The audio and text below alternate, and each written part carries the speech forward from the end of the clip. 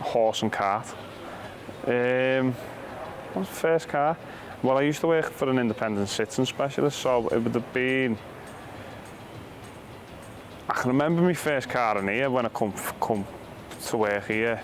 That was a Ford, sure it was an Escort, a Ford Escort with a near side front brake fault, and it was a brake flexi. Now it's still wet behind the ears.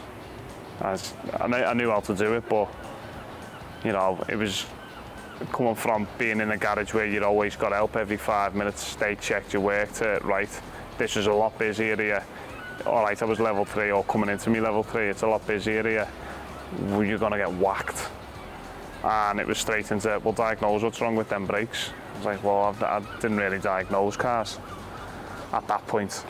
And yeah, it was a bit of a deep dip.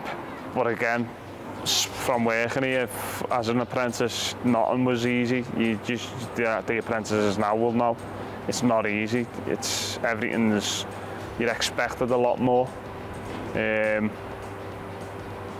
Yeah, first car wise though, I couldn't tell you what that is because I've worked on a lot more.